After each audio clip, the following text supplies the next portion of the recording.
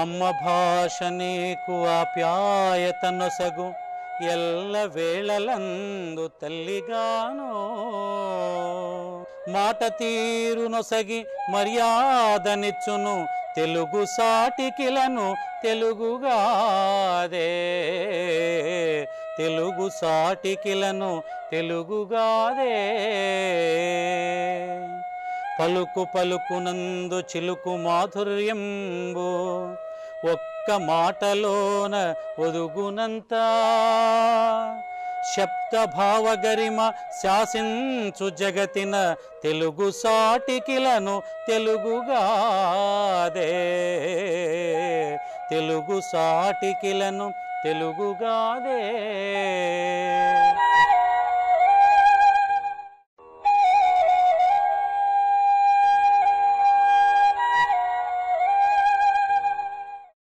దూరదర్శన్ సప్తగిరి ప్రేక్షకులకు నమస్కారం. సాహితీ కార్యక్రమానికి స్వాగతం. కథలు రచించడం అనేది ఒక కళ.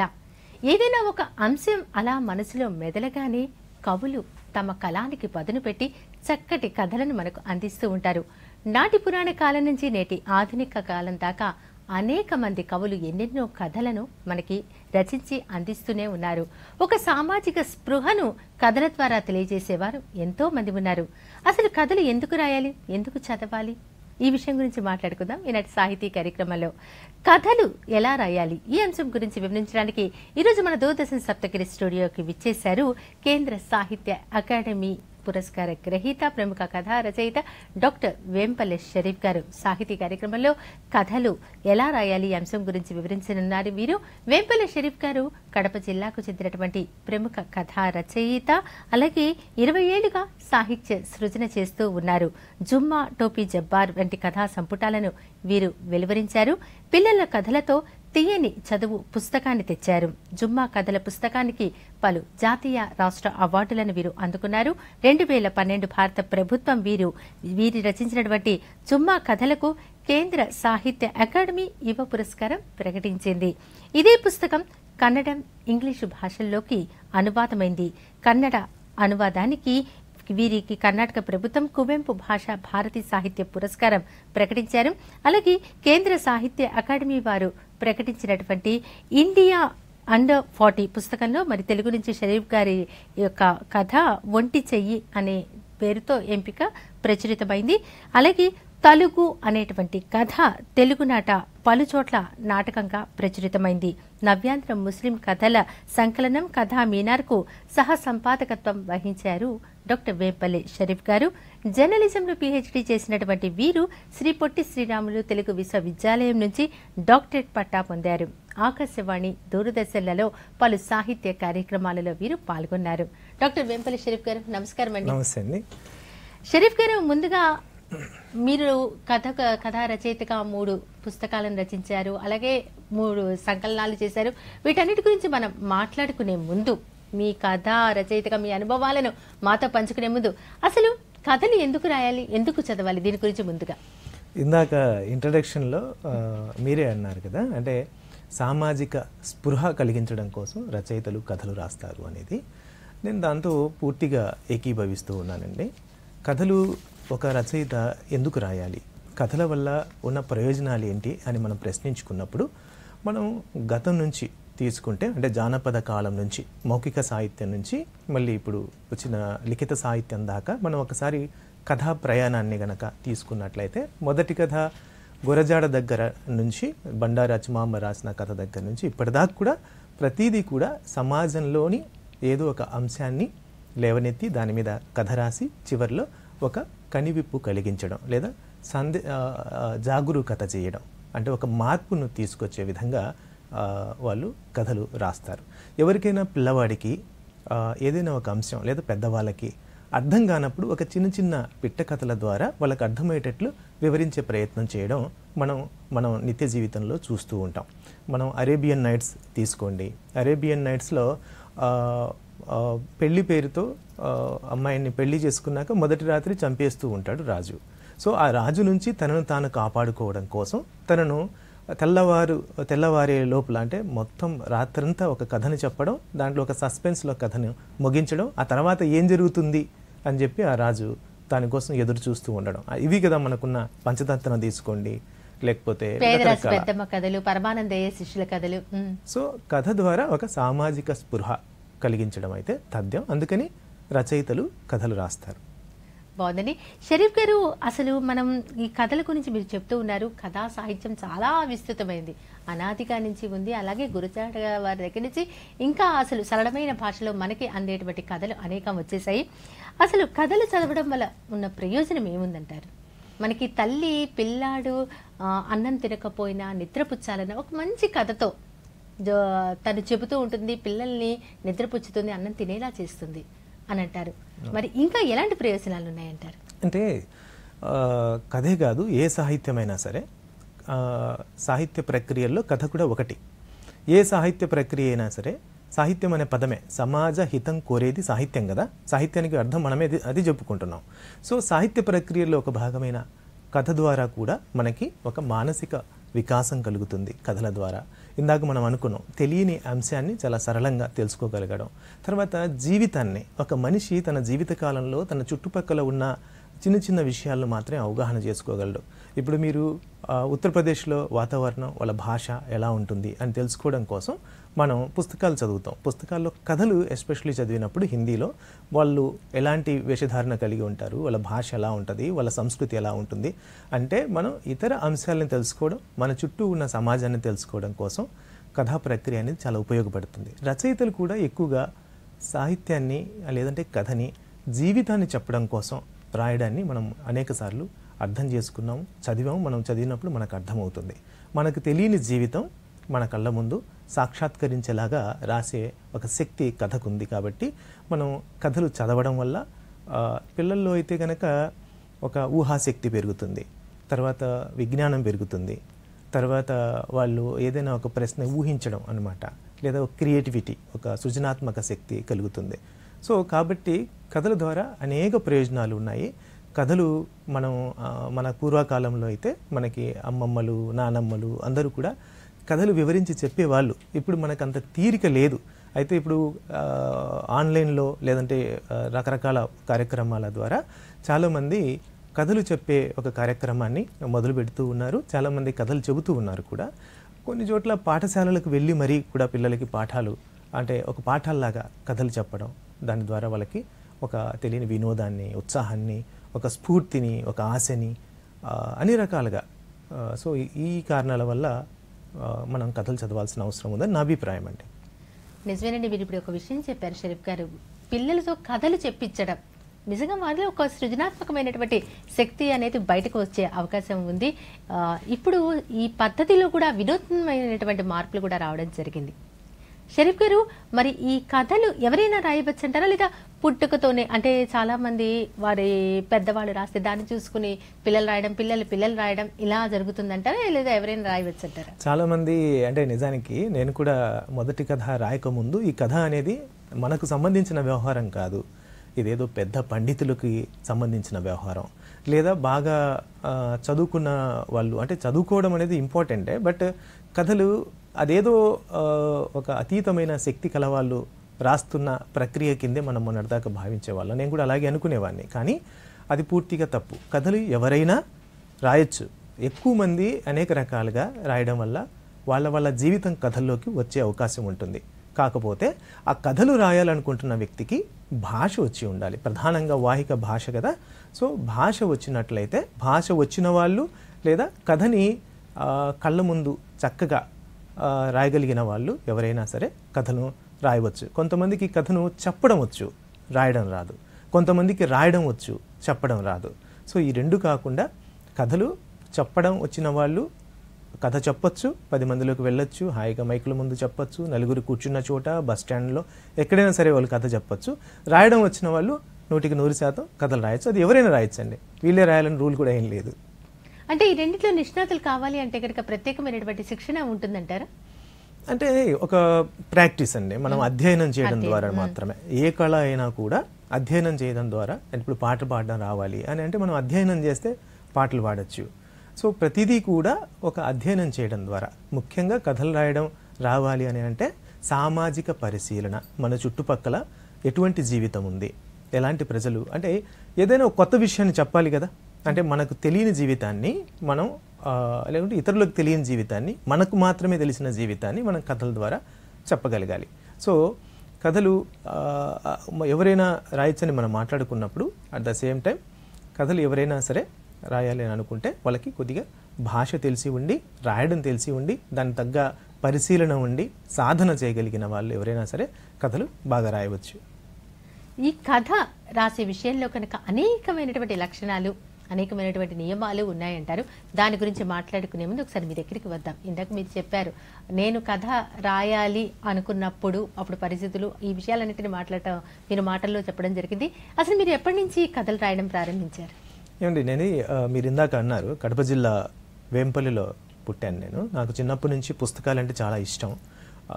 బాలమిత్ర, బుజ్జాయి, చందమామ ఇలాంటి పత్రికలన్నీ తెచ్చుకుని చదువుకుంటూ ఉండేవాడిని. సో కాకపోతే ఆ పుస్తకాల్లో ఎవరైనా చిన్నపిల్లలు రాసిన చిన్న చిన్న ప్రహేళికలు కానివ్వండి, లేకపోతే చిన్న జోక్స్ కానివ్వండి, ఇట్లాంటివన్నీ కనబడి వాళ్ళు ఫలానా చోటు నుంచి రాస్తూ ఉన్నారు అని నాకు అర్థమయ్యేది అనమాట. సో నేనెందుకు రాయకూడదు అనే ఒక ఆలోచన కలిగి నేను అలా ప్రాక్టీస్ చేసుకుంటూ నేను కూడా మొదట్లో ప్రారంభ దశలో నేను కూడా చిన్న చిన్న జోకులు రాశాను. తర్వాత మంచి మాటలు సేకరించాను. పెద్దలు చెప్పిన మాటలన్నింటినీ సేకరించి పత్రికలకు పంపించేవాడిని. అచ్చులో పేరు చూసుకొని సంతోషపడేవాడిని. అయితే కథా ప్రక్రియ దగ్గరికి వచ్చేసరికి నాకు అంత సులువు కాలేదన్నమాట. అనేక సార్లు కథ రాసి పంపించినా కూడా అది మళ్ళీ వెనక్కి వచ్చేసేది అనమాట. అంటే తిరస్కరణకు గురయ్యేది, అది ప్రచురణకి నోచుకునేది కాదు. ఇక నా జీవితంలో నేను ఒక కథన్నా రాయగలనా, అసలు రాసే శక్తి నాకుందా, అసలు ఒక కథ కనుక పత్రిక నుంచి తిరిగి వస్తే ఆ బాధ, వేదన, కళ్ళలో నీళ్లు తిరిగేవన్నమాట. ఇంకా మళ్ళీ ఇంకో కథ రాయాలి అంటే చాలా కష్టం. అండ్ 2-3 పేజీలు చాలా చక్కగా ప్లాన్ చేసుకొని రాసిన తర్వాత ఆ కథ ప్రచురణకు నోచుకోకపోతే మళ్ళీ ఒక కొత్త కథ కోసం ప్రయత్నం చేయడం అనమాట. ఇలా ప్రాక్టీస్ చేస్తూ ఉండగా ఇంటర్మీడియట్లో నా మొదటి కథ, అది కూడా పిల్లలకు సంబంధించిన కథ, పరిశీలన పేరుతో ప్రచురితమైంది. అది 1999 ప్రాంతంలోనే అనుకుంటాను. సో ఇంకా అక్కడి నుంచి నా కథా ప్రయాణం మొదలైంది. పిల్లలకు ప్రశ్న అండి, మొదటి కథకి పరిశీలన అనే పేరు పెట్టడం ఎందుకు జరిగిందంటారు? నిజానికి ఒక కథ రాయడానికి నా లోపాలు ఏంటో నాకు అర్థమయ్యేవి. అంటే కథ రాస్తున్నప్పుడేమో వెంటనే ముగించేసి పత్రికకు పంపించేస్తే పత్రికలో వీలైనంత తొందరగా నా పేరు అచ్చులో చూసుకోవచ్చు అన్న ఒక ఆనందంతో రాసింది ఒక్కసారి కూడా తిరిగి చదువుకోకుండా అలాగే పంపించేవాడిని అనమాట. అది కథ తిరిగి వచ్చిన తర్వాత మళ్ళీ నేను చదువుకుంటే దాంట్లో లోపాలు కనిపించేవి. సో పరిశీలన దృష్టి, రాసింది ఒక్కసారి తిరగజేసుకోవడం, పరీక్షలో పిల్లవాడు పరీక్షకి ఆన్సర్స్ చేసిన తర్వాత మళ్ళీ ఒకసారి చూసుకోకుండా పేపర్ ఇవ్వడం వల్ల అందులో మార్కులు తగ్గిపోవడం, బాగా తెలిసిన క్వశ్చన్కి కూడా ఆన్సర్ చేయకుండా, మర్చిపోయి ఆన్సర్ చేయకుండా వచ్చేయడం, ఇలాంటి రెండింటిని మెలిపెట్టి ఒక పరిశీలన అనే కథ, అంటే నా సొంతంగా నేను ఎదుర్కొంటున్న ఒక వేదనని ఒక కథగా రాసి పంపిస్తే, అంతకుముందు రకరకాల ఆలోచనలు చేసి పంపించిన కథలన్నీ రిజెక్ట్ అయ్యాయి. కానీ నా జీవితంలోంచి ఒక అనుభవాన్ని తీసుకొని రాసినప్పుడు మాత్రం ఆ కథ ప్రచురితమైంది. అనుభవ సారంతో వచ్చినటువంటి కథలు ఎప్పుడూ ఆకట్టుకుంటాయి అనేటువంటి పెద్దల మాట మీ ద్వారా మరొకసారి అది రుజువైంది అని అంటాను. షరీఫ్ గారు, ఆధునిక కథా సాహిత్యం ఎప్పుడు ప్రారంభమైంది? ఆధునిక కథా సాహిత్యం మనకు గురజాడ దగ్గర నుంచి మొదలైందని మనం చెప్పుకుంటామండి. గురజాడ అంటే అంతకుముందు బండారు అచ్చమాంబ, అంతకుముందు చాలామంది చాలా రకాలుగా కథలు రాసి ఉన్నారు. కాకపోతే కథకు కావాల్సిన అన్ని లక్షణాలు కూడినవి, అంటే అన్ని రకాలుగా ఒక కథనం కావచ్చు, భాష కావచ్చు, ఎత్తుగడ, మలుపు, ముగింపు, అన్ని లక్షణాలు సమపాలలో కుదిరిన కథ కింద మనం గురజాడ రాసిన దిద్దుబాటుని చెప్పుకుంటాం. కాబట్టి ఆధునిక కథా ప్రక్రియ అక్కడి నుంచి మొదలైందనేది విమర్శకులు చెప్పే మాట. అలాగే షరీఫ్ గారు, ఇప్పుడు మీరు కథా లక్షణాలు కూడా చెప్పారు. గురజాడ వారి దిద్దుబాటు కథానికి ఇప్పుడు ఆయన మొట్టమొదటిగా రాయడం జరిగింది. అక్కడి నుంచి అనేకమైనటువంటి లక్షణాలు ఉన్నాయి. ఆ లక్షణాల గురించి మాట్లాడుకుందాం. కథ ప్రారంభం ఎలా ఉండాలంటారు? అంటే నేనైతే అంటే ఇలా ఉండాలి అని మనం ఒక కథా రచయితగా మీరు ఏమంటారు? నేనైతే ఎలా ప్రారంభాన్ని తీసుకుంటాను. నిజానికి పెద్దలు కారా కావచ్చు, లేకపోతే తిలక్ లాంటి వాళ్ళు, చాసో లాంటి వాళ్ళు, నేను మిగతా చోట్ల చదివినప్పుడు విమర్శకులు చెప్పే మాట ఏంటంటే కథకి ప్రారంభం ఆసక్తిగా ఉండాలి, ముగింపు ఆలోచనాత్మకంగా ఉండాలి. కథ చదివిన తర్వాత మనకి ఒక ఆలోచన మనలో మొదలవ్వాలి. అక్కడ నుంచి అరే భలే చెప్పాడు కదా, లేదా ఆ పాత్రలతో అతను మమేకమై కాసేపటి వరకు వాటికి ఆ పాత్రల చుట్టూ, ఆ భాష చుట్టూ, ఆ వాతావరణం చుట్టూ ఒక పాఠకుడు కాసేపన్నా ఆలోచించగలిగితే అది మంచి ముగింపు. అలాగే ప్రారంభానికి వచ్చేసరికి ఒక ఆసక్తి కలిగించేలాగా కథ ఉండాలి. కొత్తగా రాస్తున్న వాళ్ళు ఎవరైనా సరే కథని బోరుగా కాకుండా, లేదంటే ఏదంటే అసలు విషయం ఎక్కడో ఒక 2 పేరాలు అంతా బిగినింగ్లో రకరకాల వర్ణనలు చేసేసి ఒక 2 పేరాలు 3 పేరాలు రాసేసి తర్వాత ఎప్పుడో అసలు విషయానికి వెళ్ళినట్లయితే పాఠకుడు మీతో ప్రయాణం చేయడనమాట. సో అలాంటి జాగ్రత్త మనం తీసుకోవాలి. ఒక కథ రాస్తున్నప్పుడు ప్రారంభం ఒక సంఘటన మైండ్లో ఒక మనసులో మనకు మెదిలిన తర్వాత దీన్ని ఎక్కడి నుంచి కథ మొదలు పెడితే ఆసక్తిగా చదువుతారు. ఒక్కసారి పాఠకుడు పొరపాటున ఒక పుస్తకం తిరిగేస్తూ మన కథ దగ్గరికి వచ్చి ప్రారంభం చదవడం మొదలుపెట్టిన తర్వాత అతన్ని ఆపకుండా ఆ కథని ఒక 20 నిమిషాలో 15 నిమిషాలో లేదా అరగంటో ఆపకుండా చదివించే బాధ్యత మనదే కాబట్టి మనమే తీసుకోవాలి. కాబట్టి మనం ఆ ప్రారంభాన్ని తప్పనిసరిగా ఒక ఆసక్తి కలిగించే వాక్యంతో మొదలు పెట్టాలి.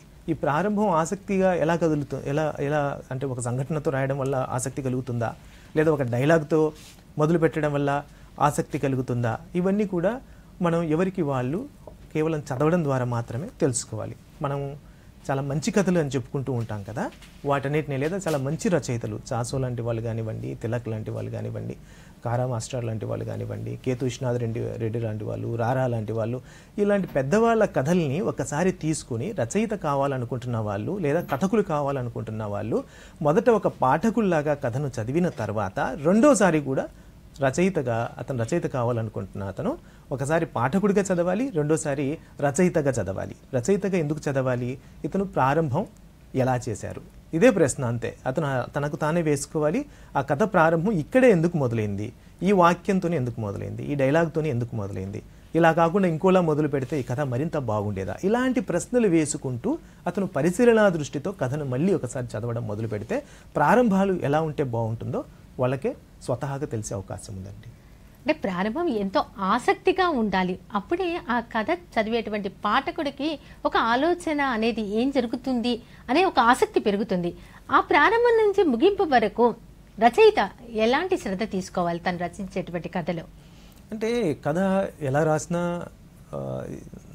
నడుస్తుంది కూడా, కానీ మనం ఈ లక్షణాల గురించి లేదంటే ఈ మనకు తెలిసిన కొన్ని అంశాల గురించి వాళ్ళు మాట్లాడుకుంటున్నామని అంటే ఒక మంచి కథ రాయడానికి ఈ సమస్యలన్నీ, ఏదో ఒక కథ రాయడానికి మనకు సమస్య లేదు, ఏదో ఒకటి రాసేయచ్చు, అది పత్రికలు అచ్చయింది, లేకపోతే కనుక మనం దాన్ని జాగ్రత్తగా ఇంట్లో పెట్టేసుకోవచ్చు లేదా స్నేహితులకు చూపించుకేసుకోవచ్చు. కానీ ఒక మంచి కథకుడిగా నిలబడాలి, ఒక మంచి కథగా ఉండాలి అని అనుకుంటే అప్పుడు మనం నిర్మాణం దగ్గరికి రావాల్సి ఉంటుంది. మనం ఏ కథ రాయాలనుకుంటున్నాం, ఒక యావరేజ్ కథనా, సరే మంచి కథ అంటే ఏంటి అనేది మళ్ళీ ఇంకో చర్చ. మనం ఇందాక అనుకున్నాం కదా, ఆసక్తి కలిగించాలి, మనం ఏదో కొత్త విషయాన్ని చెప్పగలగాలి, ఒక సామాజిక స్పృహను కలిగించాలి. ఇవన్నీ కలిగించేటట్టు మనం కథ రాయాలనుకుంటే మాత్రం దానికి తగిన జాగ్రత్తలు తీసుకోవాలి, దానికి కొద్దిగా నిర్మాణం పట్ల ఒక అవగాహన ఉండాలి. కొంతమందికి ఆ నిర్మాణం ఒక కథ ఒక అంశాన్ని అనుకుని రాయడంలో భాగంగానే నిర్మాణం వచ్చేస్తుంది, వాళ్ళు పెద్దగా శ్రమ పడాల్సిన పని లేదు. అంటే కథని మనసులో ఆలోచించుకొని రాస్తున్నప్పుడే వాళ్ళు ఒక నిర్మాణానికి సంబంధించి కూడా ఒక ఆలోచనతో మొదలు పెడతారు కాబట్టి వాళ్ళకి నిర్మాణానికి సంబంధించిన సమస్య ఉండదు. వాళ్ళదైన భాష ఉంటుంది, వాళ్ళదైన వ్యక్తీకరణ ఉంటుంది కాబట్టి సమస్య లేదు. కానీ కొత్తగా రాయాలనుకుంటున్న వాళ్ళు నిర్మాణానికి సంబంధించి ఒక ప్రాథమిక ఆలోచనకైతే రావాలి. మొదట ఒక వస్తువుని దేని మీద నేను కథ రాయాలి అని ఒక కొత్తగా రాస్తున్న వాళ్ళు ఆలోచనకు రావాలి. అరే చాలా కాలం నుంచి నాకు ఒక సంఘటన వెంటాడుతుంది, దీని ఇతరులకు నేను ఒక కథలాగా చెప్పాలి, కాకపోతే ఎలా మొదలు పెట్టాలి అనేది అతను ఆలోచించుకోవాలి. ఆ నిర్మాణాన్ని మనసులోనే అనుకోవాలి, ఇది ఎక్కడ మొదలు పెట్టాలి, ఎక్కడ ఎండ్ చేయాలి. ఈ నిర్మాణానికి సంబంధించి మొదటి నుంచి చివరి దాకా తీసుకోవాల్సిన జాగ్రత్తలు ఏంటంటే ఇందాక మనం చెప్పిన పాయింటే, మళ్ళీ ఆసక్తిగా మొదలు పెట్టాలి. మలుపు దగ్గర అంటే 2వ పేరా 3వ పేరాలోనో చక్కగా అంటే body of the pod, beginning మధ్యలో ఉన్న భాగం ముగింపుకున్న భాగం అన్నమాట. ముగింపుకు కావాల్సిన జాగ్రత్త, ప్రారంభానికి కావాల్సిన జాగ్రత్త, కథలో సంఘర్షణకు సంబంధించిన 2వ భాగంలో సంఘర్షణకు సంబంధించిన అంశం అంతా వివరించాల్సి వస్తుంది. సో ఈ 3 భాగాలని గురించి రాస్తున్నప్పుడు అతను తగిన భాష వాడుతున్నామా లేదా. ఇప్పుడు సపోజు ఆ బాడీ నిర్మాణం ఒక చదువురాని వ్యక్తికి సంబంధించిన కథ రాయాలని అనుకుంటున్నాము. చదువురాని వ్యక్తి ఎలా మాట్లాడతాడు, వాళ్ళ భావజాలం ఎలా ఉంటుంది, అతను చుట్టూ ఉన్న పల్లెటూరి వాతావరణం ఏంటి, ఇవన్నీ కూడా చాలా జాగ్రత్తగా ప్లాన్ చేసుకొని రాయాల్సి ఉంటుంది. దీనికి కూడా మళ్ళీ అదే సమస్యనండి, బాగా అధ్యయనం చేసి పరిశీలన చేయడం ద్వారా మాత్రమే మనం కథలు జాగ్రత్తగా నిర్మాణం చేయవచ్చు. ఎందుకంటేనండి షరీఫ్ గారు, ఈ రోజుల్లో అనేక మంది ఈ కథలకు సంబంధించినటువంటివి ఇప్పుడు మనకు వచ్చినటువంటి పుస్తకాలే కాకుండా సామాజిక మాధ్యమాల్లో కూడా కథలు చదవడానికి చాలామంది ఇష్టపడుతున్నారు, పిల్లవారి దగ్గర నుంచి పెద్దవాళ్ళ దాకా. ఈ సమయంలో మీరు కథ గురించి చెప్పారు, ప్రారంభం ఎలా ఉంటుంది, మలుపులు తిప్పాలి, అలాగే ముగింపు దగ్గరికి వచ్చేటప్పటికి కొంతమంది ఆలోచింపు చేసే విధంగా ఉంటుంది, ఒక్కొక్కసారి అబ్రప్ట్గా ఉంటుంది. ఎందుకు ఇలా జరుగుతుంది అంటారు? అంటే మనకే డిసైడ్ అవ్వాలా అన్న ఒక అభిప్రాయం కూడా ఏర్పడుతుంది, ఇది నిజమేనంటారా? అంటే ముగింపులు అంటే ఇప్పుడు సపోజ్ ఇవన్నీ చెప్పడానికి మొదట నా కథల గురించి నేను చెప్పుకుంటా. నేనేం చేస్తాను, మొదట నాకు అంతకు ముందు రచయితలు ఎవరు కూడా రాయని లేదా ఇదివరకే సాహిత్యంలో కథల ద్వారా చెప్పని అంశాలని నేను ముందు కథాంశాలుగా తీసుకుంటాను. ఒక కథ నన్ను వెంటాడితే ఇది ఎవరు చెప్పలేదు, ఇది నాదైన అనుభవం, నాకు మాత్రమే ఉన్న అనుభవం, వేరే రచయితలు ఎవరు ఈ కథను రాయలేరు అని నాకు అనిపించినప్పుడు నేను దీన్ని కథగా రాయాలి అని ఒక ఆలోచనకి ప్రాథమికంగా వస్తాను. ఆ సంఘటనని ఇక నేను కొన్ని పాత్రలను సృష్టించాలి, భాషను సృష్టించాలి, దాని తర్వాత దాన్ని ఒక ప్రారంభము, ముగింపు, నిర్మాణం చేసుకోవాలి. సో ఆ సంఘటనకి ఒక్కొక్కసారి ముగింపు ఏంటో మనకు తెలిసిపోతుంది, తలుక్కున మెరిచిపోతుంది. అంటే ఒక వాక్యంతో కథ ముగించాలా, లేదా ఒక మార్పుతో ప్రధాన పాత్ర, ప్రొటగనిస్ట్ అంటారు కదా, సో ప్రధాన పాత్రకు సంబంధించిన వ్యక్తిలో వచ్చిన మార్పుతో కథను ముగించాలా అని ఒక్కోసారి మనమే ప్రశ్నలు వేసుకుంటాం. ఒక్కోసారి ముగింపు ప్రారంభం అవుతుంది, ప్రారంభం ఒక్కోసారి ముగింపు అవుతుంది. అంటే మనం పలానా చోట కథ ముగించాలి అని అనుకుంటాం కదా, కొన్నిసార్లు చాలాసార్లు నాకు అలాంటి అనుభవమే ఎదురైందనమాట. అది కూడా ఒక ఆసక్తిని కలిగించడమే అవుతుందేమో కదా, ప్రారంభమే ముగింపు పెట్టడంలో. అంటే ముగింపు అంటే కథ ఎక్కడైతే ఎండ్ అవుతుందని అనుకుంటామో అక్కడ మనం మొదట కథ ప్రారంభమవుతుంది.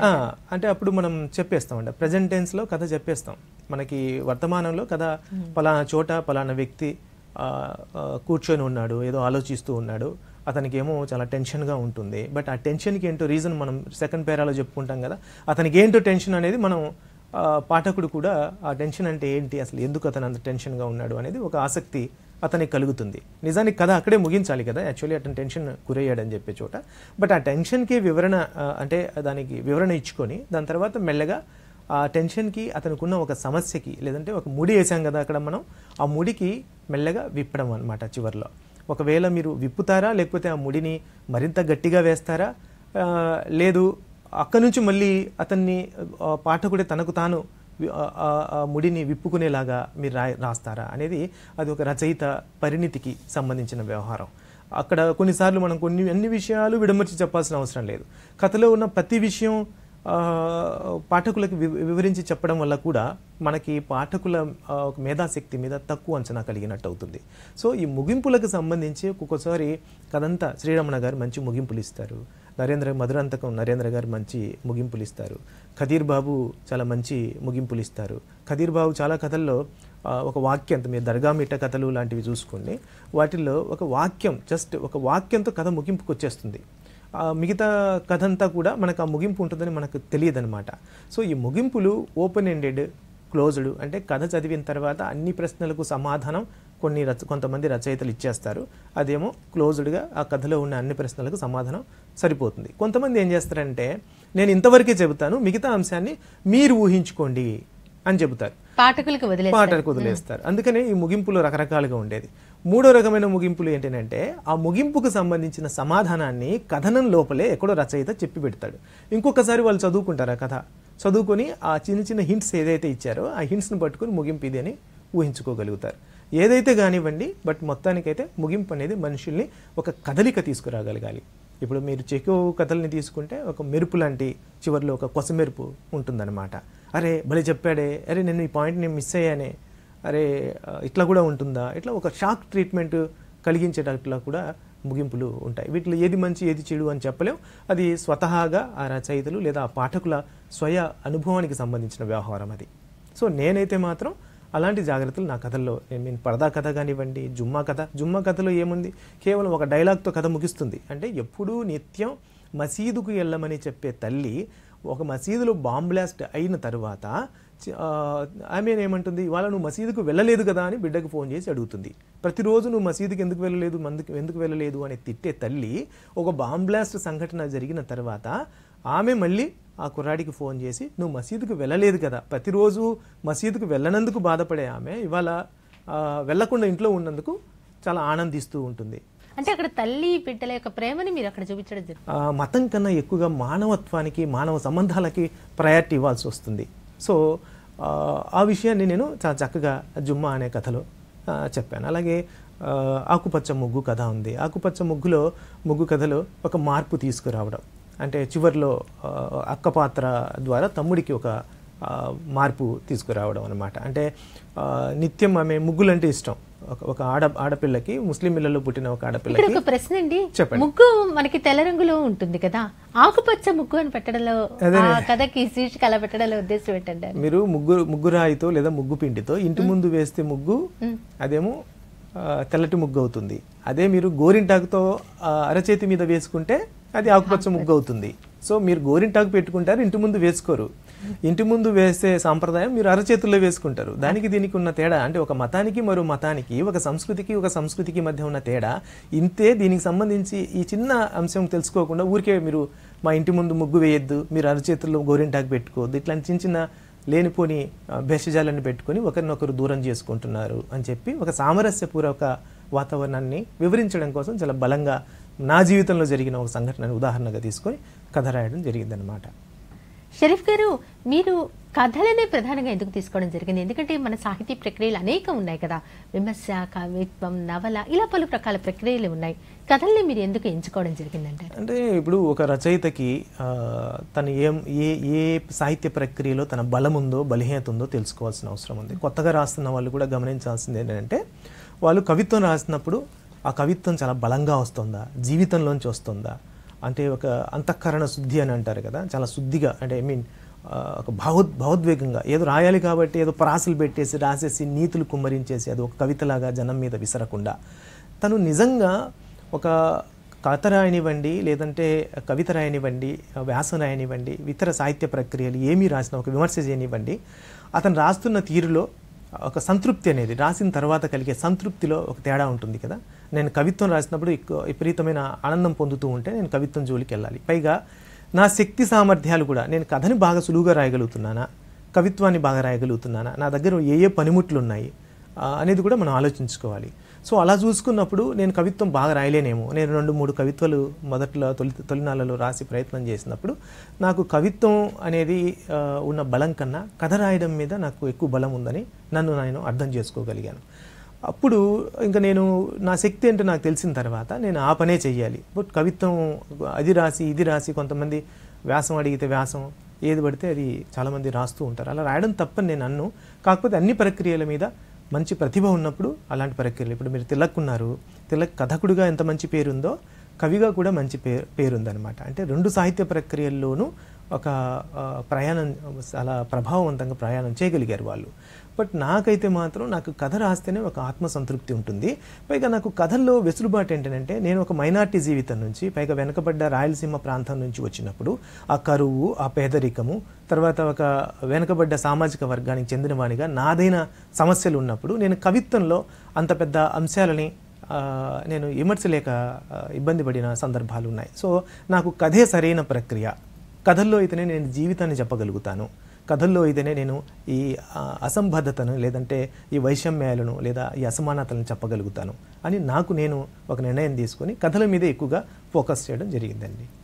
షరీఫ్ గారు, మీరు ఇందాక మాటల్లో చెప్పారు, ఎన్నో సంఘటనలు చూసాము, ఎన్నో సంఘటనలు నా నుంచి వచ్చినవే కథా రూపంలో రాయడం జరిగింది అని. మన మనసులో అనేక భావాలు తట్టి లేపుతూ ఉంటాయి. ఆ అంశాలన్నిటినీ రచయిత తన కళానికి మనం ఇందాక అనుకున్న పదును పెడుతూ ఉంటారని, అలా మీరు ఏ అంశాలను పరిగణలోకి తీసుకుని రాయడం జరిగింది, ఏ విషయాల పట్ల ఎక్కువ ఆలోచించి మీరు దాన్ని కథలుగా ఎంచుకోవడం జరిగిందంటారు? ఇప్పుడు నా మొదటి కథ జీప్ వచ్చింది అనే మొదటి కథ నేను 2002 ప్రాంతంలో రాశాను. అప్పటి ప్రభుత్వం రైతుల మీద ఎలాంటి రైతు విధానాలు ఎలా ఉండేవి, ఒక పొలంలోకి నీళ్లు రాకపోతే లేకుంటే కరెంటు తరచూ పోవడం వల్ల రాత్రుళ్ళు వెళ్ళి పొలం కట్టుకునే రైతులు, తర్వాత కరెంటు బిల్లులు చెల్లించలేక రైతులు పడ్డ కష్టాలు, కరెంటు బిల్లులు చెల్లించినప్పుడు అక్కడ ఉండే సిబ్బంది వచ్చి మొత్తం స్టార్టర్ పెట్టెలు ఉంటాయి కదా, వాటిని అన్నిటిని తీసుకెళ్ళిపోయినప్పుడు రైతు ఎదుర్కొనే సమస్య. నేను దాన్ని కథగా రాయాలి అని అనుకున్నాను. అంటే వర్తమాన జీవితంలో ఉండే వివిధ రకాల సమస్యలని నేను కథాంశాలుగా తీసుకోవడం నా మొదటి కథ నుంచే నాకు మొదలైపోయింది. సో ఇప్పుడు వర్ధమాన సమస్యలు ఏమేమి ఉన్నాయి మనకు కళ్ళ ముందు కనిపిస్తున్నాయి. నిరుద్యోగం, పేదరికం, మతము, ప్రాంతము, వైరుధ్యాలు, మానవ సంబంధాలు, తర్వాత ఇలాంటి అంశాలు అనమాట. సో పర్టికులర్గా పలానా అంశం రాయాలి అని నేను ఎప్పుడు అనుకోలేదు. నా జీవితంలో నేను చూసిన జీవితంలోంచి సడన్గా మనం ఏదో కాస్త బస్సులో వెళ్తున్నాం, లేదంటే ఆఫీస్లో పనిచేస్తున్నప్పుడు, లేదా ఇంట్లో కూర్చున్నప్పుడు, బంధువులతో మాట్లాడుతున్నప్పుడు, ఇట్లా రకరకాల పనులు చేస్తున్నప్పుడు మనకు సడన్గా మైండ్లో మనకు రచయిత అంతర్లీనంగా లోపల ఉంటాడు కదా, అతను అలర్ట్ అయిపోతాడు. అరే ఇది ఏదో బాగుంది సంఘటన, ఇది నాతోనే అంతమైపోకూడదు, ఒక నలుగురికి చెప్పాలి అని అనుకుంటాం. కానీ వెంటనే రాయను కూడా నేను. బట్ అది ఆ అంశం కొన్ని ఎలా అనిపిస్తాయి అని అంటే వెంటనే బాగుంది రాద్దాం అని అనిపిస్తాయి, కానీ ఒక 2 రోజుల తర్వాత ఆలోచిస్తే ఆ అంశం కథగా మారదు. ఇది కథ అనుకొని మనం కూర్చొని 2-3 రోజులు దాని మీద కష్టపడి రాసి చివరికి అది కథ అవ్వక చింపేసిన సందర్భాలు కూడా ఉన్నాయి. అందుకని కథకి సంబంధించిన ఒక ఐడియా నా నిత్య జీవితంలో మన ప్రజల నుంచి లేకుంటే మన రోజు చూస్తున్న అంశాల నుంచి ఒక ఐడియా వచ్చిన తర్వాత ఆ ఐడియా కథ అవదగ్గదా కాదా, ఆ బీజం మనకు మొలకెత్తదగ్గదా కాదా అనేది రచయిత కొద్ది రోజుల పాటు బేరీజ్ వేసుకుంటాడు. కొన్ని సంఘటనలు మనకు అర్థమైపోతాయి, ఇమీడియట్గా కూర్చొని రాస్తే కానీ ఆ ఎమోషన్ తగ్గదు. అరే ఇది రాయాల్సిందే అని మనం డిస్టర్బ్ చేసేస్తాయి కొన్ని సంఘటనలు. అలాంటి సంఘటనలు వెంటనే రాసేస్తాం. కొన్ని మాత్రం ఇక్కడ ఏదో కథ ఉంది, ఇది కథ అయ్యే అవకాశం ఉంది, దీన్ని మనం ఏదో కొద్దిగా శ్రమ పడాలి, దీనికి ఏదో మసాలా వేయాలి అని మనకు అనిపిస్తాయి కదా, వాటికి మనం కొద్ది టైం తీసుకుంటాం. అది వారం రోజుల కథ అవ్వచ్చు, నెల రోజుల్లో అవ్వచ్చు, అసలు రాయకుండా పోవచ్చు, లేదా ఒక 2 ఏళ్ల తర్వాత కూడా అప్పుడెప్పుడు అనిపించిన స్పార్క్, అరే ఆ రోజు మనం ఒక కథ రాద్దాం అనుకున్నాం కదా, ఆ తర్వాత నేను దాన్ని పక్కన పెట్టేశాను, ఇవాళ దానికి కావాల్సిన కండ కలిగింది, కావాల్సిన జీవితం కనబడింది, అప్పుడు మనం కథలు రాయడం మొదలు పెడతాం. సో కాబట్టి నిత్య జీవితంలో మనం చూస్తున్నవి, మనల్ని కదిలించినవి, మనకు నిద్ర లేకుండా చేస్తున్నవి, మనం డిస్టర్బ్ చేస్తున్న అంశాలే నా పర్సనల్గా నా కథాంశాలుగా మారాయి. నా కథలు చదివిన వాళ్ళు కూడా ఆ అంశాన్ని సులువుగానే అర్థం చేసుకుంటారని నేను నమ్ముతాను. షరీఫ్ గారు, మరి కథ రాసేటప్పుడు భాషలో ఎంతో శ్రద్ధ తీసుకోవాల్సి ఉంటుంది. ఎందుకంటే ఏ ప్రాంతానికి సంబంధించినటువంటి భాష మాండలికము అని అంటారు. ఆ మాండలికాలు ఎంత చక్కగా మనం ఆ కథలో రాయడం జరిగితే కనుక, వాడితే కనుక ఆ కథ ఆకట్టుకుంటుంది అనే మాట కూడా వింటూ ఉంటాం. మరి ఈ విషయంలో మీరు ఎలా శ్రద్ధ తీసుకుంటారు? అట్లాగే వాటి పాత్ర ఎంతవరకు అవసరం రచయితలకి, కథా రచయితలకి? కథల్లో భాష 100కి 100 చాలా విలువైన అంశం అండి. అది పాత్రోచిత భాష అని అంటారు. అంటే ఏ పాత్ర ఏ గొంతుతో ఏ మేరకు ఏ చైతన్యంతో మాట్లాడాలో ఆ పాత్ర ఆ మేరకు ఆ చైతన్యంతో ఆ గొంతుతో మాట్లాడితేనే ఆ కథకి జీవం వస్తుంది. నిజానికి మనం ఇంటర్వ్యూలో ఇలాంటి చిన్న చిన్న అంశాలన్నింటిని ఊరికి టూకీగా టచ్ చేస్తూ వెళ్తున్నాం, కానీ మీరు చెప్పిన కథాంశాలకు సంబంధించిన ఏ సబ్జెక్ట్ తీసుకున్నా కూడా అది చాలా పెద్ద టాపిక్ అనమాట. నేను భాషకు సంబంధించినంత వరకు కూడా ఏదో కొద్దిగా క్లుప్తంగా చెప్పే ప్రయత్నం చేస్తాను. కథకి ఇప్పుడు మీరు ఒక చదువురాని పాత్రని సృష్టించి ఆ పాత్ర ఇంగ్లీష్లో ధారాళంగా మాట్లాడుతూ ఉందనుకోండి, మనకు అది నొప్పదు. ఇతను ఏదో అబద్ధం చెప్తున్నాడు అని పాఠకుడు వెంటనే గమనించేస్తాడు. సో మీరు ఒక చదువురాని పల్లెటూరి పాత్రని క్రియేట్ చేసినప్పుడు అతని గొంతు కూడా లేదా అతని భాష కూడా అతని సొంత భాషలోనే ఉండాలి. నిజానికి మాండలికంలో కథలు రాయాలా వద్దా అనేది పెద్ద చర్చ జరిగింది. మొత్తం కథ అంతా మాండలికంలో రాయాలా, కేవలం రచయిత చెబుతున్న కథ మాత్రమే అంటే పాత్రలు మాట్లాడుతున్న భాష వరకే మాండలికాన్ని పరిమితం చేయాలా? మనకు తెలుగునాట అనేక రకాల మాండలికాలు ఉన్నాయి. సో ఒక మాండలికం ఇంకొక మాండలిక ప్రాంత ప్రజలకి అర్థం కాదేమోనన్న ఒక చిన్న భయం కూడా రచయితలకి వెంటాడుతూ ఉంది. సో ఈ క్రమంలో అందరూ కలిసి ఒక ఎక్కువ మంది పాటిస్తుంది ఏంటంటే మొత్తం కథంతా మాండలికంలో, అంటే రచయిత ఏదైతే కథని చెబుతున్నాడో, తను ఏదైతే కథని మనకి వివరించుకుంటూ వెళ్తాడో, రచయిత వివరిస్తున్న భాష తర్వాత ఆ రచయిత సృష్టించిన పాత్రల భాష కూడా మాండలికంలోనే రాసిన కథలు చాలా వరకు ఉన్నాయి. మీరు చిత్తూరు వెళ్తే మీకు నామిని లాంటి వాళ్ళు, నామిని సుబ్రహ్మణ్యం నాయుడు లాంటి వాళ్ళు చాలామంది కథకులు మనకు కనిపిస్తారు. అంటే మాండలికాల్లో చాలా కృషి చేసిన వాళ్ళు. మీకు తెలంగాణకు వెళ్ళినా కూడా చాలామంది కథలు రచయిత భాష పాత్రల భాష మాండలికంలోనే రాశారు. మీకు ఇది అంశం అర్థమవుతుంది అనుకుంటాను. అంటే రచయిత ఒక ఊళ్ళో ఒక రాజు ఉన్నాడు అని చెప్పడం కన్నా పలానా ఊళ్ళో పలానా రాజు ఉండాడు అని చెప్పడం అన్నమాట. అంటే మనం రచయిత ఏ భాషలో అయితే చెబుతున్నాడు, ఏ స్వరంలో అయితే కథ చెబుతున్నాడో ఆ స్వరం మాండలికంలో, పాత్ర మాండలికంలోనే చెప్పడం ఒక పద్ధతి. సో చాలామంది ఏం చేస్తున్నారు ఇప్పుడు అని అంటే, పాఠకుడికి ఇబ్బంది లేకుండా ఉండడం కోసం కేవలం పాత్రల వరకే భాషని, మాండలికాన్ని పెట్టి రచయిత రాస్తున్న భాష మాత్రం ప్రామాణిక భాషలోనే రాస్తూ ఉన్నారు. సో భాష అనేది అంత కీలకం అన్నమాట. పాత్రోచిత భాష ఉండాలి, రచయిత సరళమైన భాషలో రాసుకోవాలి. ముఖ్యంగా భాషలో శైలి కూడా ఇమ్మడి ఉంటుంది. ఇప్పుడు మీరు వానబడుతున్నప్పుడు రాస్తున్న కథ రాస్తున్నారనుకోండి, ఆ వానకు సంబంధించిన భాష మీ దగ్గర ఉండాలి. అంటే చినుకులు ఎలా పడుతున్నాయి, మేఘాలు ఎలా మేఘావృతమై ఉన్నాయి, ఆకాశం ఎలా మేఘావృతమై ఉంది, చుట్టుపక్కల పిల్లలు ఎలా గేల చేస్తున్నారు, గొడ్లు ఏం చేస్తున్నాయి, అంటే వానకు సంబంధించిన వాతావరణం మీకు తెలియాలి. కానీ వానకు సంబంధించిన ఆ వాతావరణాన్ని చిత్రించే భాష మీ దగ్గర ఉండాలి. అప్పుడు మాత్రమే ఆ సంఘటన చదువుతున్న వాళ్ళకి కళ్ళ ముందు కదులుతుంది. ఇది దృశ్య భాష కాదు కదా. మీరు ఆ దృశ్యాన్ని కూడా, ఇప్పుడు మీరు టీవీలో నన్ను చూస్తూ ఉన్నారు, నేను ఏం చేస్తున్నాను, ఎలా మాట్లాడుతున్నాను, మీరు చెప్పాల్సిన పనిలా. కానీ కథ దగ్గరికి వచ్చేసరికి మాత్రం ఆ కథలో వాతావరణ చిత్రణ చెయ్యాలి అని అంటే, మీరు యుద్ధరంగానికి సంబంధించిన కథ అయితే యుద్ధ భాష తెలిసి ఉండాలి, వానకు సంబంధించిన కథ అయితే వాన భాష తెలిసి ఉండాలి, తర్వాత చలికాలానికి సంబంధించిన కథ అయితే చలి. ఇట్లా ఏ వాతావరణాన్ని మనం సృష్టిస్తున్నామో ఆ వాతావరణ భాష కూడా రచయితకి తెలిసి ఉండాలి. అంటే పాత్రోచిత భాష, వాతావరణ భాష, అట్ ద సేమ్ టైం ఏ గొంతుతో చెప్పాలి అనేది, అంటే తీవ్రంగా చెప్పాలా. ఇప్పుడు సపోజ్ రావిశాస్త్రి కథల్లో తిరగబడే స్త్రీ పాత్రలు ఉంటాయి, అవి చాలా తీవ్రంగా చెబుతాయి.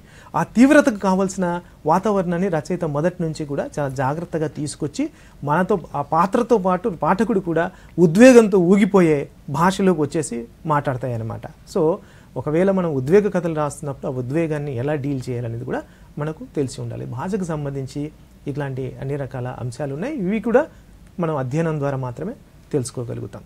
మరి మీరు కథలు రాసేటప్పుడు ఈ భాష శైలి విషయంలో ఎలాంటి జాగ్రత్తలు తీసుకుంటారు? నాకు భాష శైలి అంటే, ఇప్పుడు మనము చదివిన తీరు అండి. నా దగ్గర ఎలాంటి భాషలు ఉన్నాయి, ప్రతి వాళ్ళకి వాళ్ళ వాతావరణం, వాళ్ళ పెరిగిన తీరు, వాళ్ళు చదివినవి, వాళ్ళ ప్రభావం చూపినవి, ఇవన్నీ కూడా వాళ్ళ శైలిని నిర్మాణం చేస్తాయి. శైలి అనేది బయటికి చెప్పలేము. అది రాస్తున్నప్పుడు ఒక వాక్యంలో మీరైతే ఒక వాక్యం ఎలా రాస్తారు, నేనైతే ఎలా రాస్తాను. చాలామంది బాగుంది అని అంటారు. నేను నా కథల్లో నేను రాస్తున్నప్పుడు ఏంటంటే సరే బాగుంది అని రాస్తాను, బాగుంది అని రాస్తాను. ఆ తర్వాత చాలామంది అక్క అని ఆ రాస్తారు, కొంత కా అని కూడా రాస్తారు. మీకు తిరుపతి ప్రాంతంలో ఉమామహేశ్వరరావు గారు, ఆర్ఎం ఉమామహేశ్వరరావు లాంటి వాళ్ళు కో అని రాసేస్తారు, కో అని రాసేస్తారు. అంటే శైలి అనేది ఆ రచయితలో ఉండే పద సంపదకు సంబంధించిన వ్యవహారం. నాకు తెలియకుండా నా కథల్లో ఎలాంటి శైలి ఉందో అది విమర్శకులు, పాఠకులు చెప్పాలి. సో నా కథల్లో నేను శైలికి సంబంధించి ప్రత్యేకంగా కేర్ తీసుకొని, కానీ నేను ఒక కథని 10 సార్లు చదువుకుంటాను. ముఖ్యంగా చిన్న చిన్న వాక్యాలు రాయడానికి ప్రయత్నం చేస్తాను. నా భాషలో 2-3 పేరాలు ఎక్కడా ఉండవు. ఒక 2 పదాలు కలిపి ఒక వాక్యంలాగా చిన్న చిన్న పదాలు రాయడం, అది కూడా నాకు ఆ చిన్న పదాలు రాయడం. నేను పిల్లల కథలు కొన్ని రాసి ఉన్నాను. మీరు ఇందాక చెప్పినప్పుడు తీయని చదువు అనే పుస్తకాన్ని, పిల్లల కథల్ని ఒక పుస్తకంగా వేశారు అని చెప్పారు నా గురించి. సో నేను పిల్లల కథలతో మొదలయ్యాను కాబట్టి పిల్లలకు ఏ భాషలో చెప్పాలి, వాళ్ళకి ఎంత సరళంగా చెప్పాలి అనేది నాకు మొదటి నుంచి కూడా ఒక ఐడియా ఉంది.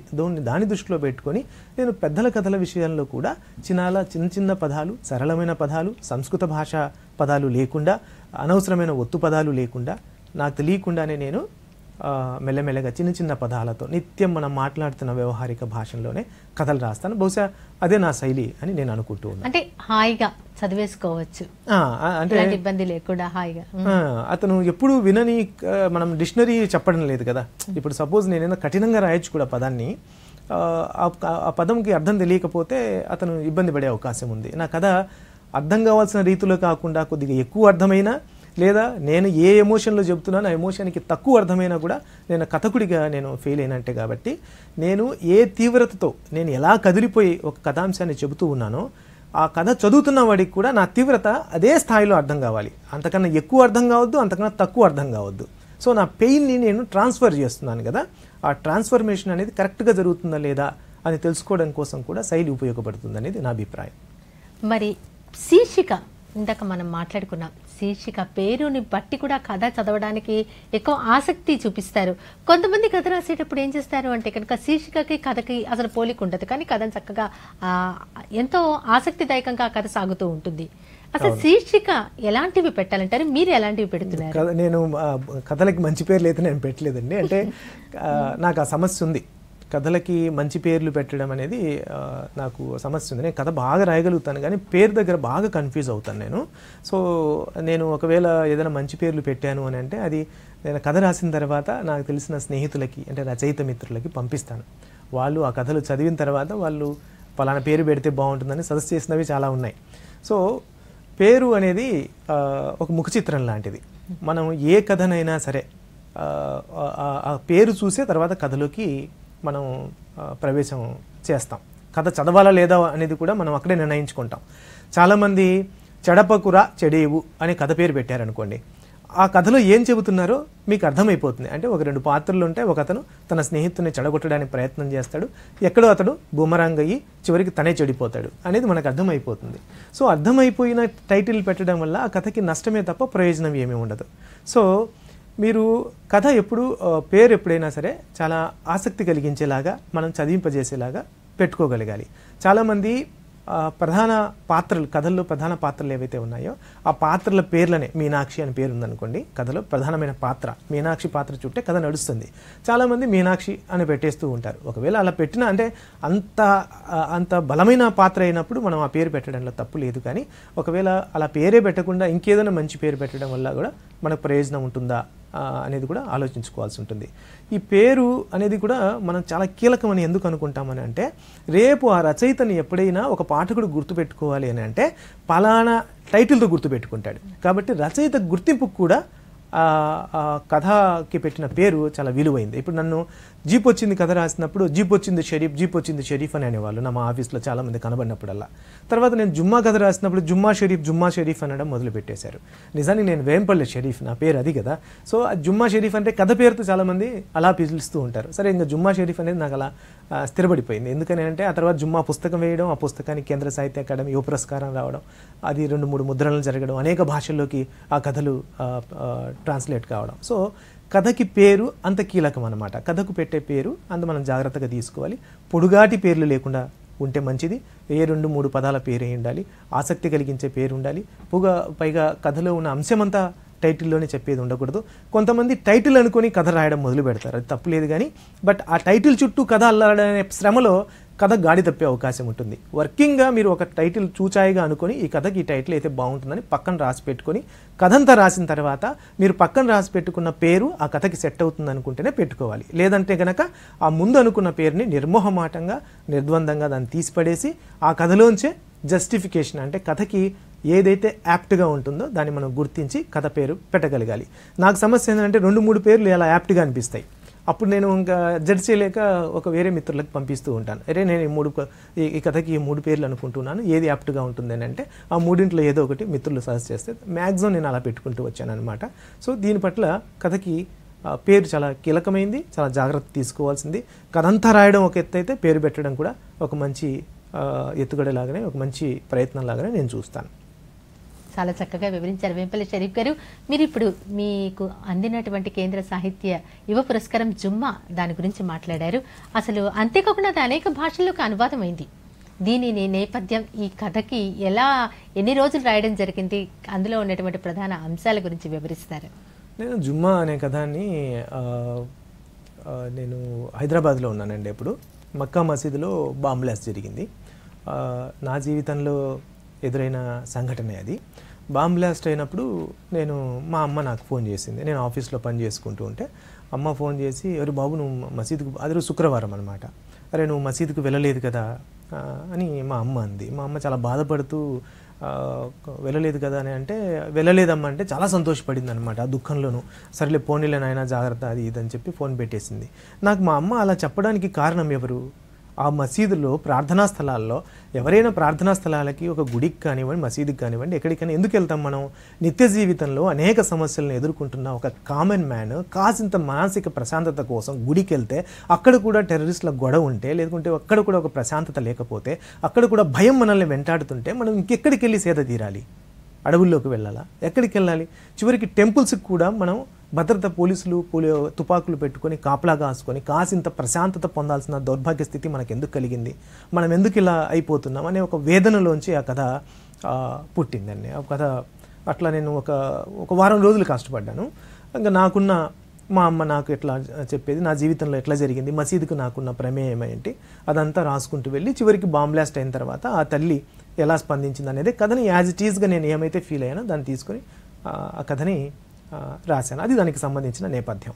అయితే మసీదులు బాంబ్ బ్లాస్ట్కి సంబంధించిన అంటే రచయిత అనేవాడు ఎప్పుడు వర్ధమాన చరిత్రని నిక్షిప్తం చేస్తాడు కదా.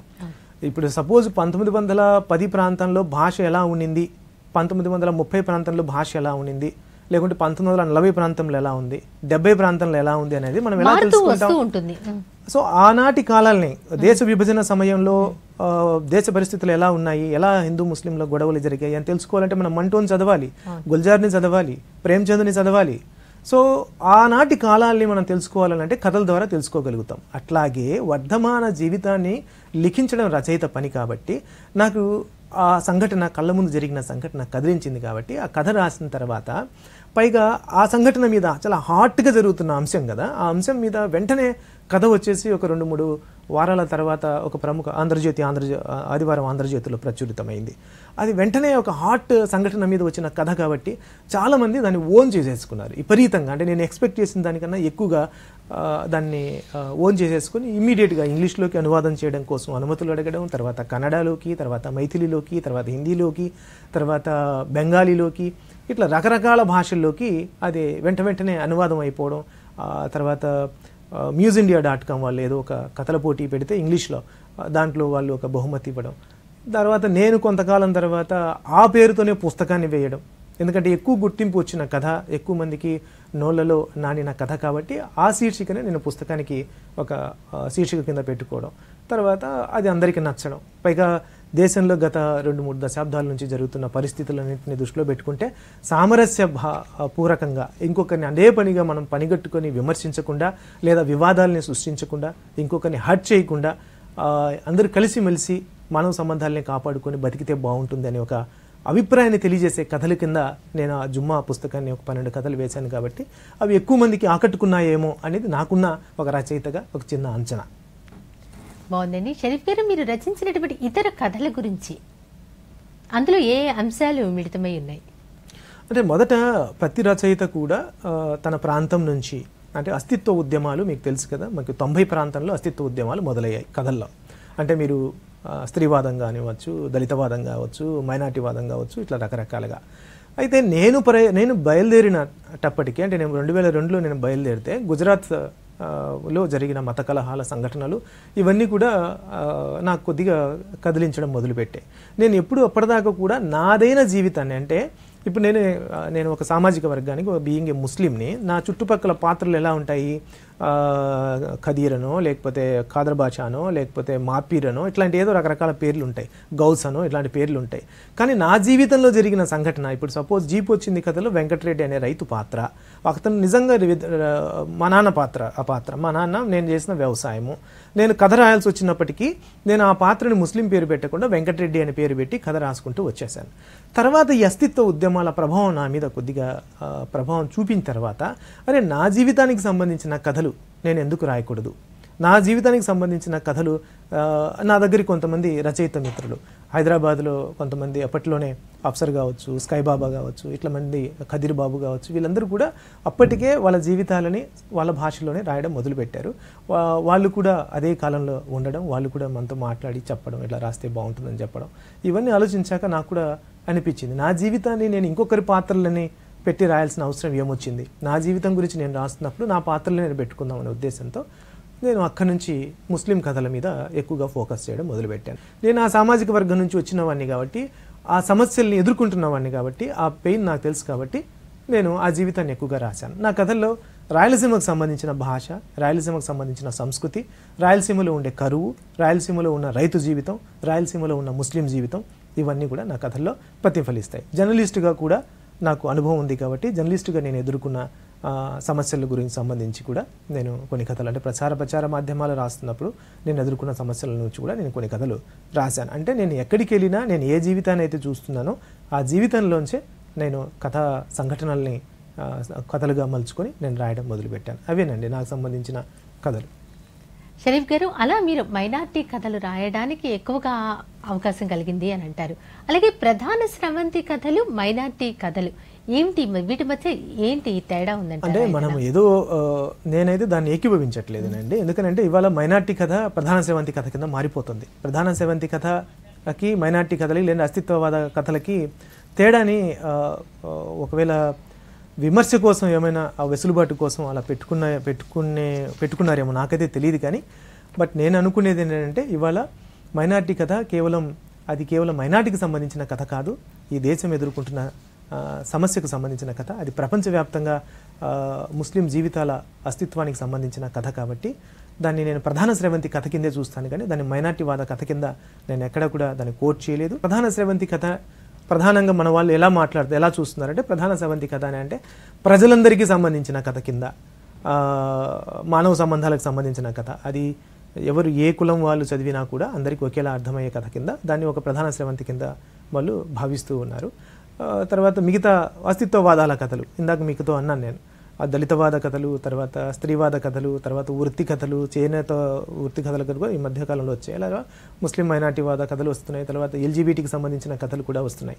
అంటే ఆయా వర్గాలకు ప్రధాన స్రవంతి కథ ఏ సమూహాలనైతే ఇంతకాలము ఏమంటారు అంటే ఒక తెలియని నిరుత్సాహానికి గురి చేసిందో, ఇప్పుడు సపోజ్ మాలమాదిగలకు సంబంధించిన ఆ సామాజిక వర్గానికి సంబంధించిన కథలు ప్రధాన సాహిత్యంలో లేదనుకోండి, వాళ్ళ జీవితాన్ని రాసుకోవడానికి వాళ్ళే ముందుకొచ్చి వాళ్ళ జీవితాన్ని కథలు రాసుకుంటున్నారు. ఇప్పుడు మీరు మైనార్టీవాద కథ అని అంటే రచయిత మైనార్టీ అయి ఉండాలి, మైనార్టీకి సంబంధించిన అంశం గురించి కథ రాసి ఉండాలి. దాన్ని మనం మైనార్టీవాద కథ కింద కన్సిడర్ చేస్తున్నాం. అలాగే దళితవాద కథ అని అంటే రచయిత దళితుడై ఉండాలి, దళిత జీవితానికి సంబంధించిన కథ అయి ఉండాలి. స్త్రీవాద కథ అని అంటే రచయిత స్త్రీ అయి ఉండాలి, అలాగే స్త్రీవాదానికి సంబంధించిన అంశాలే రాసినట్లయితే స్త్రీవాద కథ అని అంటారు. నిజానికి స్త్రీవాదం చలం దగ్గర నుంచి చాలామంది పురుషులు రాసినప్పటికీ కూడా వాళ్ళ పెయిన్ని వాళ్ళే అనుభవించి రాసినట్లయితే దానికి ఒక ప్రత్యేకమైన అంశం కింద పరిగణిస్తూ వచ్చారు అనేది నాకున్న అవగాహన ఏది కథల్లో. ఇది అన్నమాట ప్రధాన స్రవంతి కథకి అస్తిత్వవాద కథలకి ఉన్న చిన్న తేడా. షరీఫ్ గారు, ఇప్పుడు మనం కథలు రాసేటప్పుడు అంశాలతో పాటు సంభాషణలు కూడా ఎంతో ప్రాధాన్యత వహిస్తాయి కదా, కథని వేగం పెంచుతాయి. మరి సంభాషణ విషయంలో మీరు ఎలాంటి జాగ్రత్తలు తీసుకుంటారు? సంభాషణల దగ్గర కూడా కొద్దిగా పరిణితి అవసరం అండి. చాలామంది పేరాలు సంభాషణలు రాసేస్తారు. ఎక్కువ సంభాషణలు నా కథల్లో ఎక్కడా ఉండవు. అక్కడ పాత్ర స్పందించక తప్పని స్థితి ఉంటే మాత్రమే పాత్ర వచ్చి మాట్లాడి వెళ్ళిపోతుంది. మనకు పేరాలు ఎక్కడైతే రాయాల్సిన అవసరం వస్తుందని అంటే ఎదుటివాడిని కూర్చోబెట్టి అతనికి ఏదో హితబోధ చేయాల్సిన సందర్భాల్లో మనం విపరీతమైన డైలాగ్ వెర్షన్ని రాయాల్సి వస్తుంది. మరి సంభాషణలు విపరీతంగా ఉన్న కథలు మంచి కథలు కావా అని అంటే అవి కూడా మంచి కథలే. అంటే కేవలం సంభాషణల ద్వారానే కథలు రాసి మెప్పించిన వాళ్ళు చాలామంది ఉన్నారు. తిలక్ కావచ్చు, నరేంద్ర గారు కావచ్చు, కుపిలి పద్మ, ఇట్లాంటి చాలామంది చాలా మంచి సంభాషణలు రాస్తారు చాలా ఆసక్తికరంగా. అయితే మీరు సంభాషణల ద్వారా కథను నడిపించినా లేదా పాత్రలతో సంభాషణలు చెప్పించినా కూడా ఆ సంభాషణలు ఎంత మేరకు ఏ స్థాయిలో చెప్పాలో రచయితకి 100% తెలిసి ఉండాలి. దాంట్లో వేరే అనుమానం లేదు. ఒక్క ముక్కతో పోయేదాన్ని 3 ముక్కలు రాసి 4 ముక్కలు రాసి పాఠకుడి సమయాన్ని వృధా చేయడం రచయితకు మంచిది కాదు. రచయిత పాఠకుడిని తన వెంట తీసుకెళ్ళాలి అని అంటే అవసరం మేర మాత్రమే పాత్రలతో మాట్లాడించాల్సిన అవసరం ఉంటుంది. ఒకవేళ రచయిత ఈ మాట ఒక పేర ఇది లేకపోయినా పర్వాలేదు, భావం అర్థమవుతుంది అని అనుకుంటే వెంటనే ఆ సంభాషణల్ని తగ్గించుకోవడం చాలా మంచిది. సో సంభాషణల విషయంలో చాలా జాగ్రత్త తీసుకోవాలి. అవసరం మేరకు ఉన్న సంభాషణల కథలే మంచి కథలుగా ఉంటాయి, పాఠకులను నిలబెట్టుకోగలుగుతాయి. రెండోసారి పాఠకుడు మీ పేరు చూడగానే మళ్ళీ మీ దగ్గరికి వచ్చి చదివేది మీరు అతన్ని శ్రమ పెట్టకుండా, అనవసరమైన విషయాన్ని చెప్పకుండా, ఏ మోతాదులో కథ ఉండాలో ఆ మోతాదులో రాస్తే మాత్రమే అతను చాలా ఒక రచయితగా మిమ్మల్ని గుర్తించి చాలా జాగ్రత్తగా మీ కథలకు ఒక అభిమానిగా మారే అవకాశం ఉంటుంది. తర్వాత కథలు కూడా చక్కగా చదివే అవకాశం ఉంది. అతనికి పాఠక అభిరుచి కూడా పెంచే అవకాశం ఉంటుంది. అంటే అతను ఇంకా మన రచయితలే కాకుండా మిగతా రచనలు కూడా చదివే అవకాశం ఉంటుంది. అట్లా కాకుండా పొరపాటున కొత్తగా వచ్చిన పాఠకుడు ఒక సంభాషణలు విపరీతంగా రాసే రచయిత కథలు చదివి తర్వాత ఈ కథలన్నీ ఇలాగే ఉంటాయనుకొని అతను చదవడం మానేసినా కూడా మనం ఆశ్చర్యపోనక్కర్లేదు. షరీఫ్ గారు, ఇప్పుడు కథ రాస్తున్న వాళ్ళు రాయడానికి ముందు ఏదైనా ప్రత్యేకంగా సాధన చేయవలసిన అవసరం ఉందంటారా? అది మనం ఇందాక మాట్లాడుకున్నట్టేనండి. అతను ఒక వెంటనే మనసులో ఒక సంఘటన ఫస్ట్ ఒక ఐడియా పుడుతుంది కదా, ఈ అంశాన్ని మనం కథగా రాయాలి అని అనుకుంటాం కదా.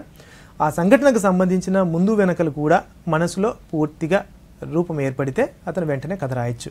కొన్నిసార్లు కేవలం ఆ అంశం మాత్రమే మనల్ని వెంటాడుతుంది, దాన్ని కథగా చేయడం అంత సులువు కాదు.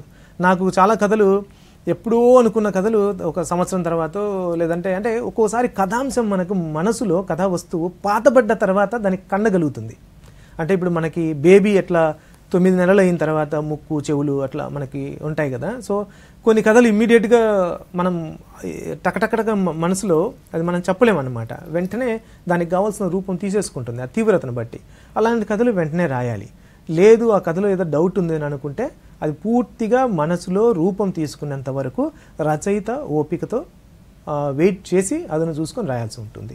సో అంతకుముందు చేయాల్సిన సాధన అంటే ఏం లేదు. ఇందాక మనం అనుకున్నట్టుగా మనకు మనసులో ఏర్పడ్డ అంశం ఏదైతే ఉందో ఆ అంశం ఇదివరకే ఏదైనా రచయితలు రాసి ఉంటే, అంతకన్నా బాగా రాసి ఉంటే మనం దాని జోలికి వెళ్లకుండా ఉండడం మంచిది. మనకు ఏర్పడ్డ ఆలోచన చాలా కొత్తదై ఉండాలి, ఆసక్తి కలిగించేదై ఉండాలి. అది నీ జీవితానికి సంబంధించిన ఏదైతే మరీ మంచిది. దానికి కావాల్సిన రూపం పూర్తిగా ప్రారంభము, ముగింపు, మలుపు, భాష, శైలి ఇవన్నీ కూడా మనసులో ఏర్పడిన తర్వాత రాస్తే ఆ కథ త్వరగా ఒక కథగా మారుతుంది, మిగతా వాళ్ళని కూడా ఆకట్టుకుంటుంది. అంతేనండి, అంతకు మించి వేరే అంశాలంటే ఏం లేవు. షరీఫ్ గారు, మరి మీ నుంచి రాబోయే రోజుల్లో ఎలాంటి కథలు రాబోతున్నాయి? నేను ఇంకా త్వరలో ఒక 3వ కథల సంకలనాన్ని తీసుకురాబోతూ ఉన్నాను.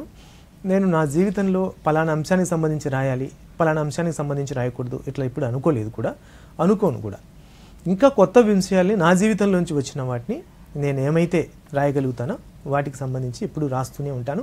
పలానా రాయాలని పలానా రాయకూడదని భవిష్యత్తుకు సంబంధించిన ప్లాన్లు చేసుకోవడం కానీ అట్లాంటిది ఏమీ నా జీవితంలో లేదండి. అలాగే ఇప్పుడు కథల పుస్తకాలు చదివే వాళ్ళ సంఖ్య తగ్గిపోతోంది అంటున్నారు, దీంతో మీరు ఏకీభవిస్తారా? కొంతమంది చదువుతున్నారు అంటున్నారు, మరొక మంది తగ్గిపోతోంది అంటున్నారు, మరి మీరేమంటారు? నిజమేనండి. అంటే మొత్తం ఒక కథలు చదవడమే కాదు, పుస్తకాలు చదివే వాళ్ళ సంఖ్యనే పూర్తిగా తగ్గిపోతూ ఉంది. ఒక కథే కాదు, కవిత్వం కావచ్చు, పుస్తకాల్లో ఉండే ఏ సాహిత్యమైన విమర్శ, వ్యాసాలు ఎవరు కూడా ఈ మధ్యకాలంలో ఎక్కువగా చదువుతున్నారు దాఖలా కనిపించడం లేదు. సో దీనికి మనం ఏం చేయాలి? కథలే కాదుగా మిగతావి కూడా చదవాలి కదా, పుస్తకాలే చదవాలి కదా. పుస్తకాలు ఎంతసేపు ఉన్నా మనం సెల్ ఫోన్లని లేకపోతే విజువల్ మీడియాకి పూర్తిగా అలవాటు అయిపోయిన తర్వాత మనిషి పుస్తకాల దగ్గరికి వెళ్ళాలంటే అది ఒక బద్ధకమైన చర్యగా, తర్వాత అది ఒక టైం వేస్ట్ కింద లేకుంటే ఒక అనవసరమైన శ్రమ కింద దాన్ని భావిస్తూ ఉన్నారు ఈ తరం. సో పుస్తకాలు చదివే తరం పెరిగితే వాళ్ళు కథలు చదవాలా, కవిత్వం చదవాలా, వ్యాసాలు చదవాలా, వైజ్ఞానిక పుస్తకాలు చదువుకోవాలా అనేది వాళ్ళ తర్వాత. పత్రికలు కూడా ఇవాళ ఎక్కువ పత్రికలు మనకి తెలుగులో లేవు, అంటే సాహిత్యానికి సంబంధించి. సో కథాపాఠకులే కాదు, మామూలుగా పుస్తకాలు చదివే వాళ్ళ సంఖ్యనే తగ్గిపోతుంది. వీళ్ళని మనం ఎట్లా రీవర్క్ చేసుకోవాలి, వీళ్ళని డివైస్లని అంటే గంటల తరబడి సెల్ ఫోన్ల ముందు లేకుంటే టీవీల ముందు, ట్యాబ్ల ముందు గడపకుండా వీళ్ళని ఏ విధంగా మనం లైబ్రరీల బాట పట్టించాలి అనే దానికి చాలామంది, అది ప్రభుత్వాలు, తర్వాత పౌరులు, తర్వాత మేధావులు, తర్వాత సామాజికవేత్తలు వీళ్ళందరూ కలిసి కూర్చొని ఒక ఆలోచన చేయాల్సిన అవసరం ఉంది. పాఠశాలలకు వెళ్ళి పుస్తక పఠనం వల్ల కలిగే ఉపయోగాల గురించి చెప్పగలగాలి. రచయితలు కూడా స్వయంగా వాళ్ళ రచనలను తీసుకుని కాలేజ్ పిల్లల దగ్గరికి, తెలుగు చదువుతున్న పిల్లల దగ్గరికి, ఒకవేళ వాళ్ళు ఇంగ్లీష్లో రాసేటట్లయితే ఇంగ్లీష్ చదువుకుంటున్న పిల్లల దగ్గరికి వెళ్ళి వాళ్ళ కథల గురించి, పుస్తకాల గురించి, పుస్తకాలు కలిగించే ఉపయోగం గురించి, పుస్తకాల వల్ల ఆరోగ్యం కలుగుతుంది, మిగతా ఈ టెక్నాలజీ వల్ల అనారోగ్య సమస్యలు ఏమవుతాయి, మానసిక సమస్యలు ఎలా ఉంటాయి, మీరు గంటల తరబడి కళ్ళార్పకుండా అలా వీడియోల్ని, దృశ్యాలని చూస్తూ ఉండడం వల్ల కలిగే నష్టం ఏంటి, ఇవన్నీ కూడా వివరించి చెప్పగలిగితే మళ్ళీ మనం పాతకాలాన్ని, అంటే పుస్తకాలని విరివిగా చదివే కాలాన్ని మళ్ళీ మనం తెచ్చుకోవచ్చని నాకైతే ఒక నమ్మకం కలుగుతుంది. చాలామంది అంటారండి, మేము కథలు చాలా రాస్తున్నాము కానీ పంపిస్తున్నాము కానీ ప్రచురణకు గురవట్లేదు అని అంటారు. ఎందువల్ల అంటారు? ప్రచురణ తగ్గుతోందంటారా? అంటే ప్రచురణ అనేది అది రకరకాల అంశాలు దాని మీద ప్రభావితం చూపుతాయండి. ఇప్పుడు నేను మైనార్టీ జీవితానికి సంబంధించిన కథలు రాస్తూ ఉన్నాను. సాహిత్యానికి అన్ని రకాల ఆలోచనలకి వేదికగా మారే పత్రికలకు పంపిస్తే మన కథ అచ్చు అవుతుంది.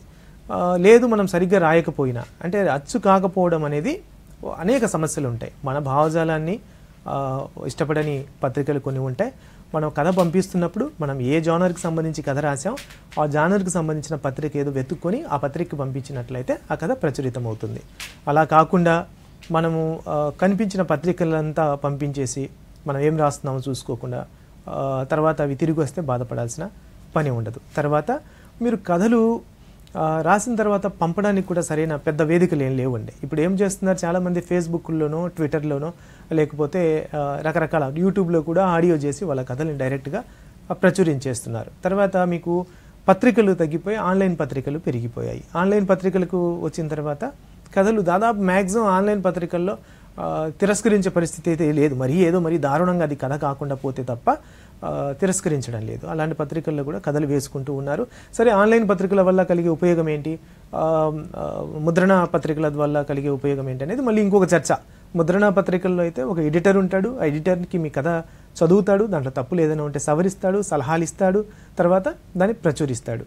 కానీ మీకు ఆన్లైన్లోకి వచ్చేసరికి తప్పులు కూడా చూసుకోవడం లేదు. ఎలా ఉంటే అలా మనం ప్రచురణ చేసుకోవచ్చు. ఫేస్బుక్లో కథ ఉంది, మీరు ఏ భాషలో రాస్తే ఆ భాష, ఏం రాస్తే అది, మీరు ఏం టైటిల్ పెట్టుకుంటే అది, మీరు కావాలంటే బూతులు రాసుకొని కూడా పెట్టుకుంటున్నామా చాలామంది మనకు ఫేస్బుక్లో ట్విట్టర్లలో చూస్తూ ఉన్నాం. సో మీకు ఆన్లైన్ మీడియాలో ఎడిటింగ్ అనేది ఉండదు. ముద్రణ పత్రికలకు పంపించినట్లయితే మా కనుక మీరు ఖచ్చితంగా ఎడిటింగ్ ఉంటుంది, దానికి తిరస్కరణ ఉంటుంది. ఒక 2-3 దశల్లో అది ఓకే అయిన తర్వాత ప్రచురణకు వెళ్తుంది. షరీఫ్ గారు, చివరిగా ఒక ప్రశ్న అండి. మునుపటి రోజుల్లోగా కథలు అప్పుడు ఎంత వైభవంగా ఉండేవి, అలాంటి వైభవం మళ్ళీ రావాలి అంటే కనుక మీరేమంటారు?